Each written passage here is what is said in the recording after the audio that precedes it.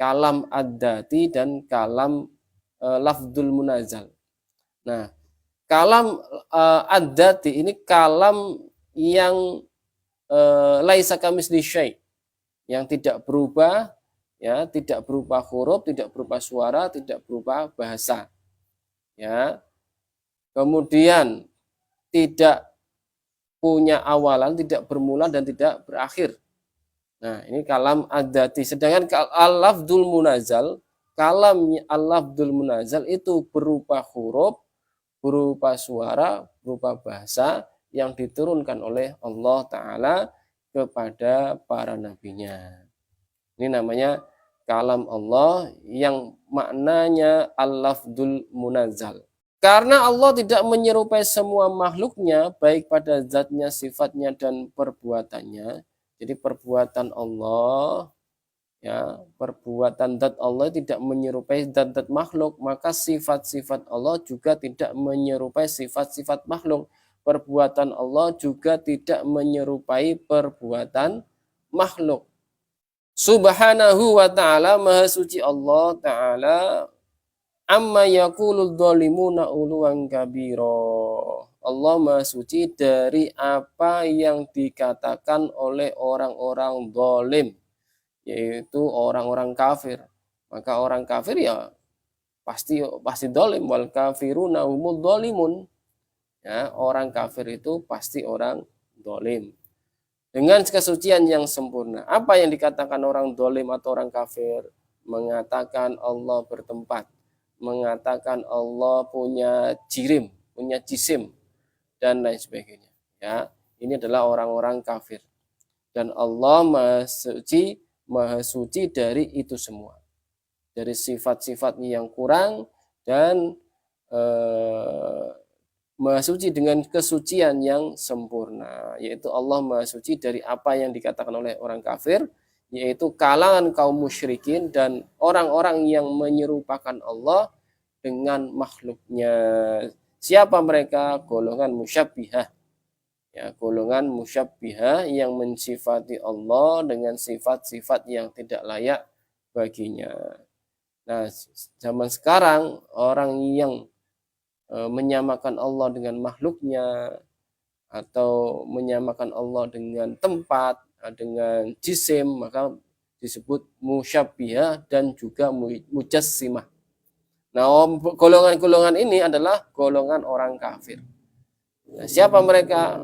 Nah, kebanyakan orang Wahabi, ya, orang Wahabi yang mengikuti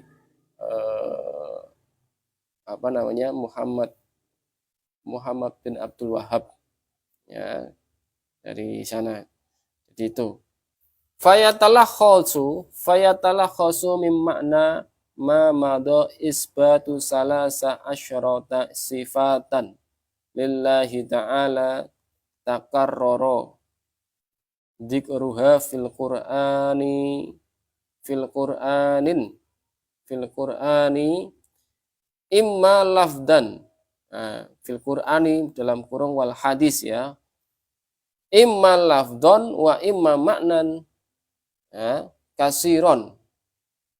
Nah, jadi maka disimpulkan bahwa dari makna syahadat pertama ini, ya, yang sudah kemarin kita bahas, makna dari kalimat syahadat yang pertama, maka ditetapkan di sifat 13, menetapkan sifat 13 bagi Allah, ya, sifat 13 bagi Allah. Kenapa? Karena sifat-sifat yang 13 ini sering terulang, ya, sering disebutkan dalam Al-Qur'an dan juga hadis, ya, dalam Al-Qur'an dan juga hadis. Buktinya apa? Nabi Muhammad SAW senantiasa berupaya agar sifat-sifat Allah ini dipelajari oleh setiap orang. Buktinya apa? Pada masa sebelum Nabi hijrah, maka Nabi mengajarkan seluruh sahabatnya mengajarkan sifat-sifat 13 ini.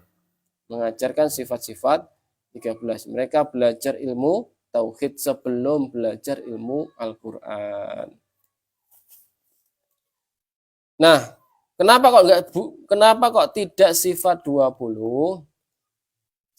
Seluruh para ulama pendapat yang kuat dalam menetapkan sifat-sifat yang wajib bagi Allah, pendapat yang kuat adalah sifat 13. Sedangkan pendapat yang tidak kuat adalah pendapat sifat-sifat 20. Nah, di Indonesia ini pada umumnya mengikuti sifat 20. Nah, sehingga ada nadom sifat 20 kalau bahasa Jawanya ya. Kalau di Indonesia namanya sifat 20. Nah, sifat 20 wajib, sifat 20 mustahil, 1 sifat jaiz, berarti 41. Sifat wajib bagi Rasul, Nabi dan Rasul, sifat mustahil bagi 4 sifat, berarti kan 41 tadi ya. 41 ditambah 4 sifat wajib bagi Rasul, 4 sifat mustahil bagi Rasul, dan 1 sifat jaiz bagi Rasul. Ya, berarti ada 41 tambah 9 berarti 50. Nah, makanya kiai-kiai kita, ulama-ulama ahlu sunnah wal jamaah yang sekarang disebut An-Nahdiyah ya, dari kalangan NU, ada pendiri NU dari Kudus ya, itu menulis kitab namanya Aqaid Seket. Aqaid Seket dalam bahasa Jawa. Nah, saya punya kitabnya nih, beberapa waktu yang lalu, mungkin beberapa tahun yang lalu sudah saya kupas itu, Aqaid Seket. Nah, apa saja sifat 13 dan baik lafadz maupun maknanya ya. Imma lafdan wa imma maknan. Kasiron ya. Hiyal wa hiyal wujud, wahdaniyat, wal wahdaniyat, wal kidam ya. Wujud, wahdaniyat ya. Wujud, wahdaniyat, al-kidam ay azaliyah, wujud, wahdaniyat, kidam, baqa wal baqa wa qiyamuhu binafsihi wal qudrah wal iradah wal ilmu was sam'u wal basaru wal hayatu wal kalam. Tuh, saya ulangi. Wujud, kidam, baqa, qiyamuhu binafsihi, qudrah, iradah, ilmu, sama, basor, hayat, kalam. Kemudian mukhalafatul hawadisi dan qiyamuhu binafsihi. Qiyamuhu binafsihi sudah ya. Nah, ini tidak urut ya, tidak urut. Saya ulangi lagi.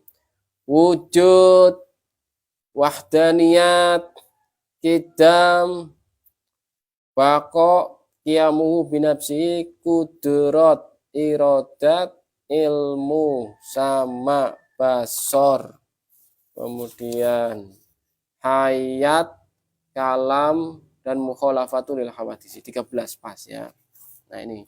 Maka kita pahami satu persatu. Nah, kita mulai memahami satu persatu sifat 13 bagi Allah.